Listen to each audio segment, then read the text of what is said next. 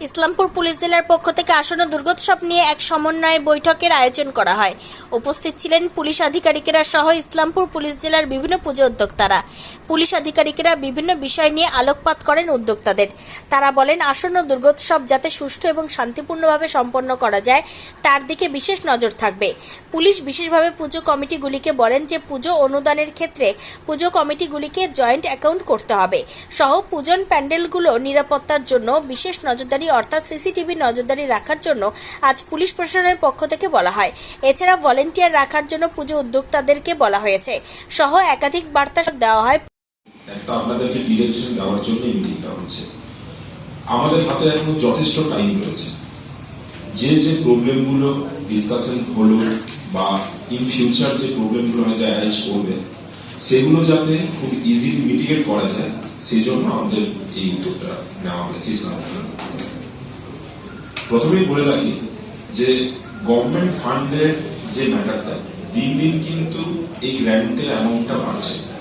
আপনারা হয়তো ভাবছেন যে আগের বছর তো আমরা এইভাবে করেছিলাম, তো এই বছর কেন এই রেগুলেশনটা আসছে বা এই জিনিসটা কেন হচ্ছে।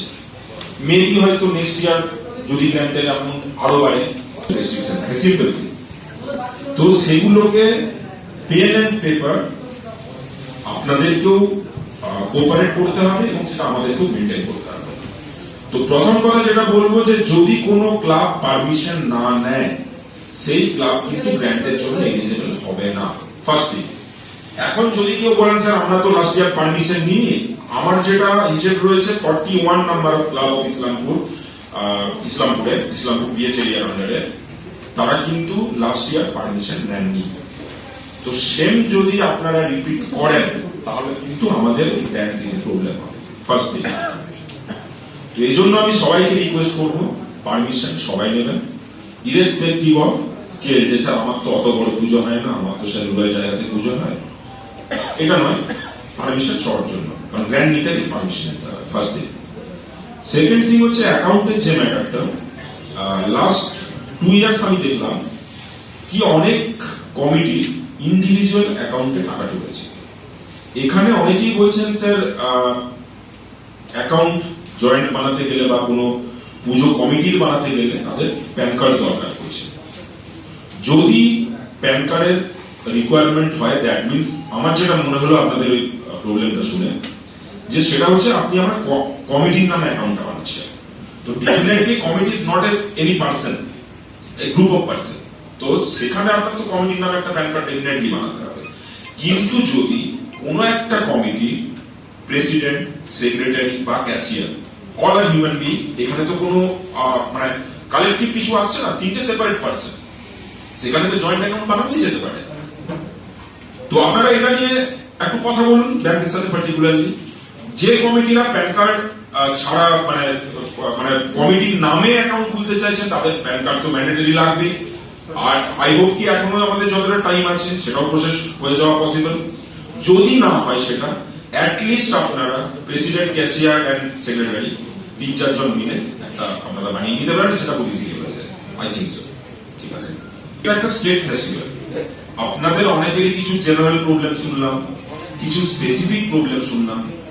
তো এখানে যেহেতু এটা স্টেট ফেস্টিভ্যাল, ফোর্স প্রত্যেকটা জেলাতে প্রত্যেকটা ইউনিটে ব্যস্ত থাকে। তো আমরা এটা এক্সপেক্ট করতে পারি না কি আমরা বাইরে থেকে একটা হিউজ ফোর্স বা হিউজ আমরা অফিসার আমরা পেয়ে যাব, এটা জেনারেলি হয়ে ওঠে না। সেকেন্ড থিং হচ্ছে চোপড়া থেকে শুরু করে ডাউনগুলো অব্দি পুরো সিস্টেমটাকে আমাদের যতটা স্কেলেটন ফোর্স বা অ্যাভেলেবল অফিসার রয়েছে তো পুরোটাকে মেনটেন করতে হবে। সেই মেনটেন করার জন্য আমাদের প্রথম উদ্দেশ্য থাকে যে যে জায়গাগুলো খুব বেশি ক্রাউডেড হচ্ছে, যে জায়গাগুলোতে ক্রিমিনাল অ্যাক্টিভিটিস বা কোন একটা এই টাইপের কিছু হওয়ার সম্ভাবনা প্রবাবিলিটিস রয়েছে, তো মেন ফোকাসটা আমরা ইনিশিয়ালি সেখানে করি। সেকেন্ড থিং হচ্ছে হয়তো আমরা পিকেট সমস্ত মণ্ডপে বা সমস্ত কমিটিকে দিতে না পারলেও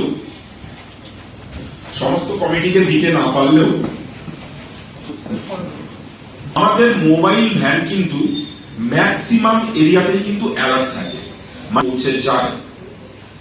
এরপরে থার্ড থিং হচ্ছে একটু আগেই যেটা নিয়ে ডিসকাশন হলো কি একটা রিলিজিয়াস ফেস্টিভ্যাল সবাই যেখানে আনন্দ করে সেখানে অবাঞ্ছিত পুলিশি, এটা পার্সোনালি ইসলামপুর পিএস এর তরফ থেকে আমরা পছন্দ করি না।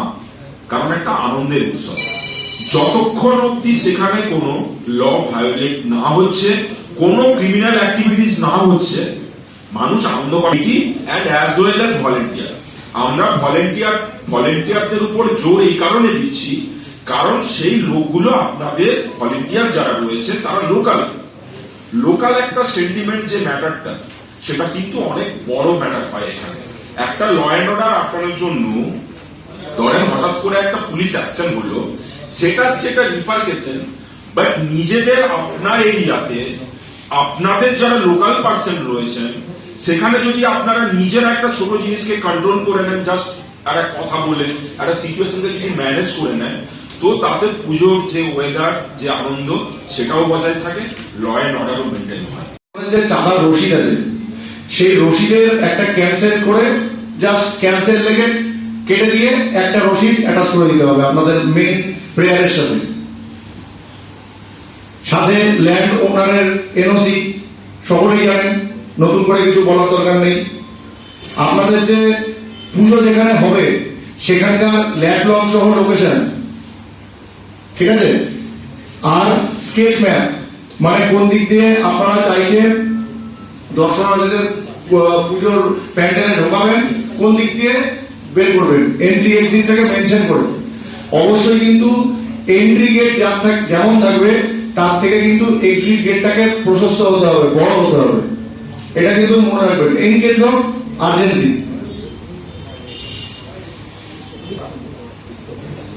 গত 2 বছরের পূজার বাজেট মানে আয় ব্যয়ের হিসাব,